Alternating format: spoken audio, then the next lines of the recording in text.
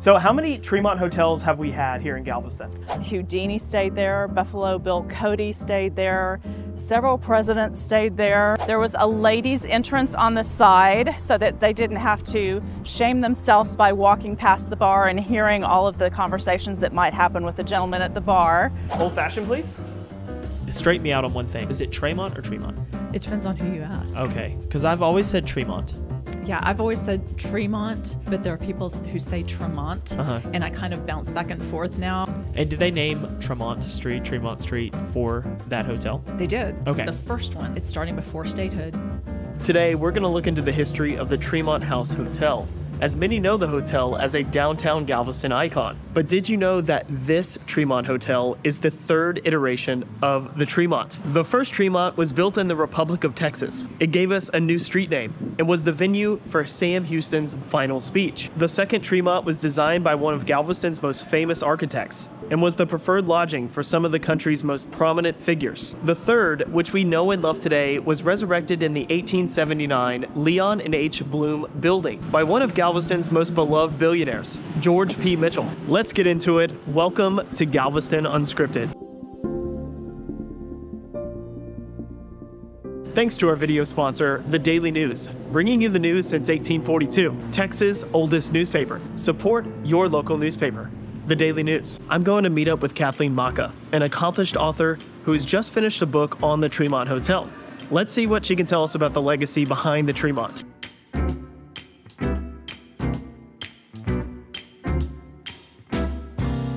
So how many Tremont hotels have we had here in Galveston? So officially, there have been 3 Tremont hotels. There have been a couple of other ones that have just kind of adopted the names in between, but officially there have been 3.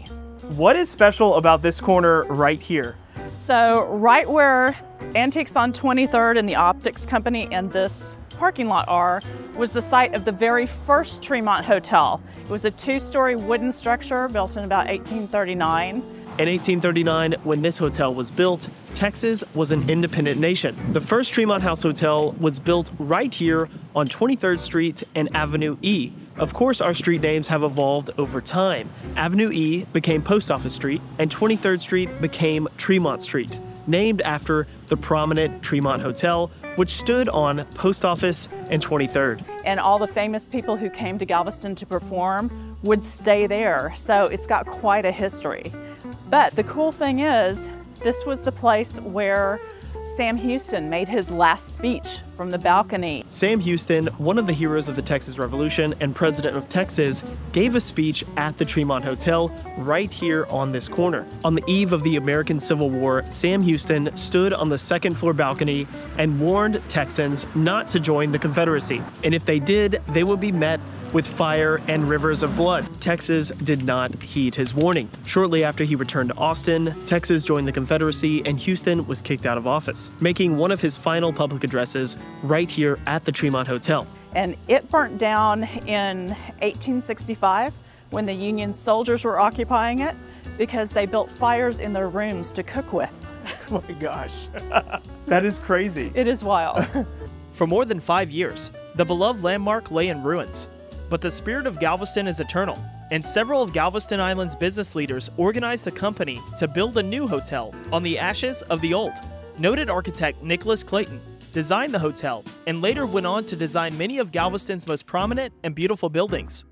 The second rendition of the Tremont Hotel was built in 1872 on the corner of Church and Tremont Street. It's hard to imagine today, but in 1872, Galveston was one of the most populous and richest cities in Texas. The Tremont House took up this end of the block, but that end where the first Tremont House was, all the way down was 3 livery stables by the time the second Tremont was built, so that guests could have their carriages and stuff there. Oh, okay, It's kind of cool.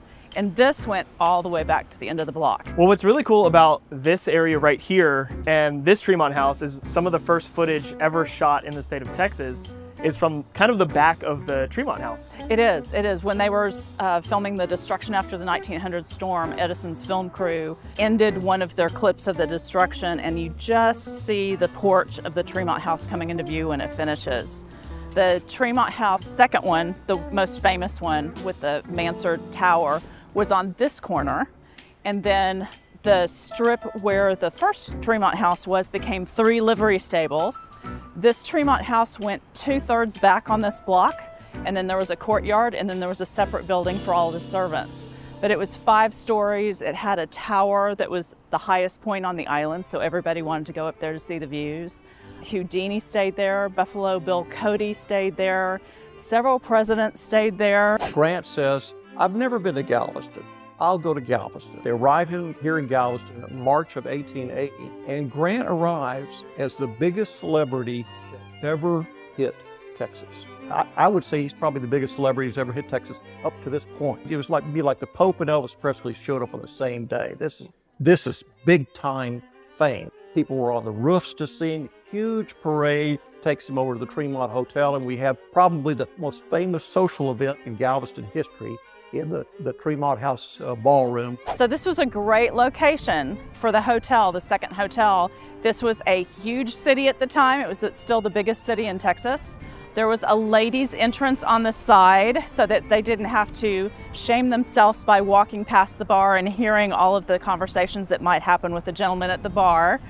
But this was Mardi Gras Central. When King Momus would come for Mardi Gras, they actually brought him around the island on a ship as if the king was arriving, and they greeted him with a band and brought him to a throne in the downstairs of the Tremont, and all of his court received their public there, which is kind of fun. Amazing. It was a big thing. In the Tremont halls, men and women came to dance at grand balls and attracted dignitaries and the elite from around the world.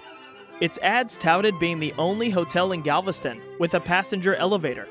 In 1900, a devastating hurricane barreled across the Gulf of Mexico and straight into Galveston Island, and the island was left in ruin. As Galveston's post-storm economy slipped into depression, the once grand hotel faded into a shadow of her former glory. The second Tremont House was condemned and ultimately demolished in 1928.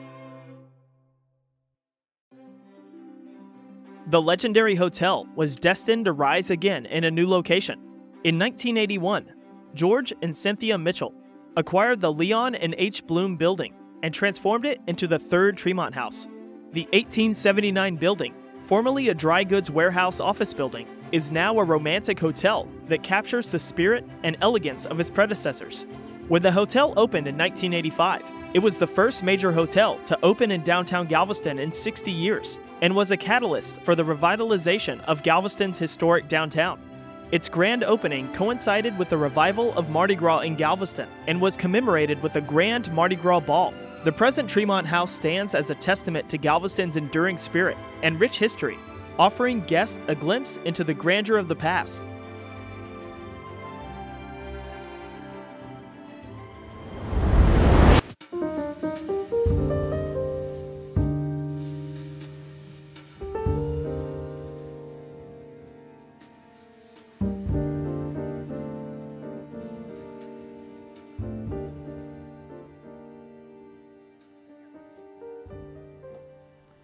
An old-fashioned, please.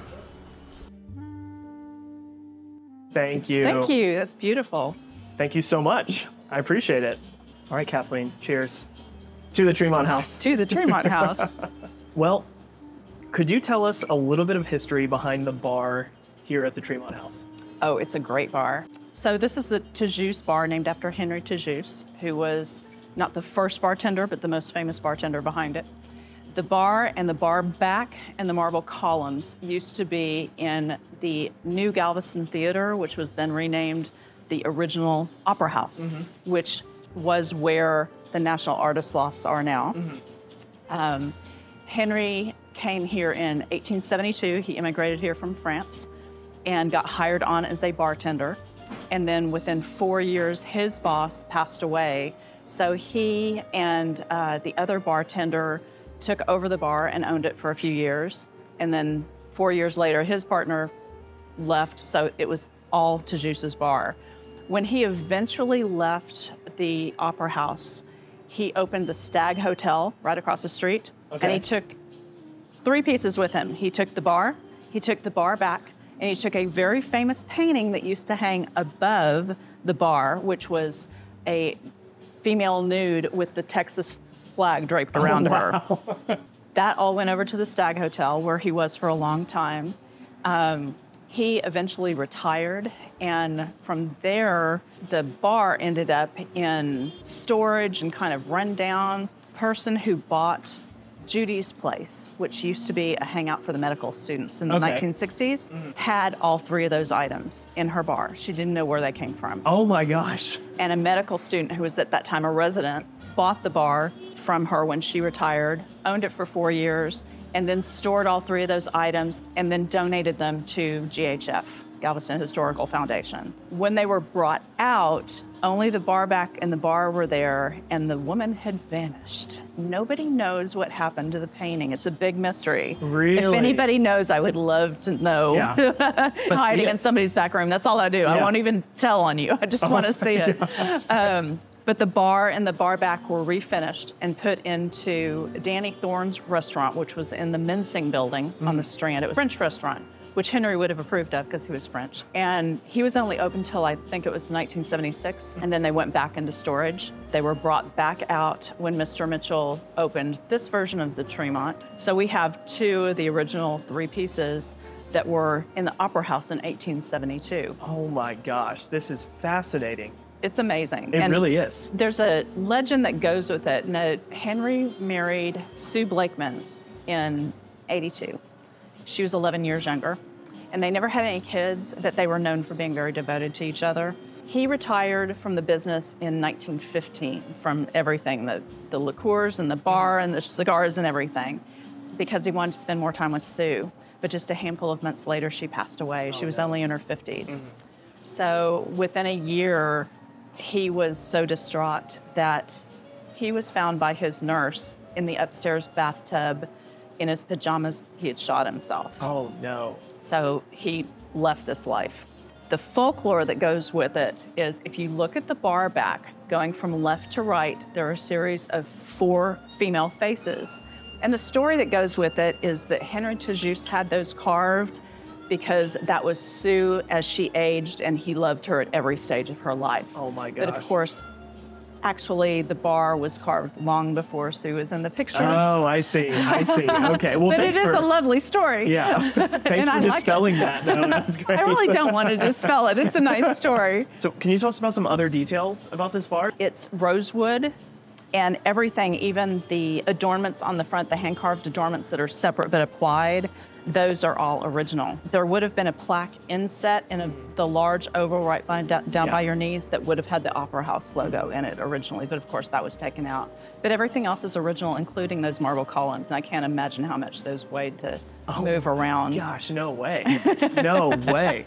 Okay, so I just see something really, really fun to say too. I just noticed something. Old Forester, Henry Tajus, when he ran it as Tajus Bar in 1872, he had the exclusive rights to Old Forester in Texas. No way. He did. No way. He was an importer of spirits and cigars as well. How do you know so much about the Tremont House and the bar?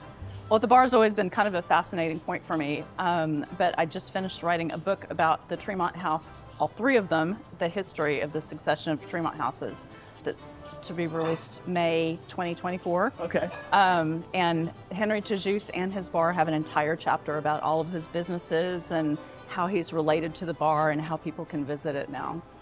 Well, Kathleen, thank you so much for all the information. I really appreciate it. I hope people come and enjoy it. Absolutely. Wonderful history we have here at the Tremont.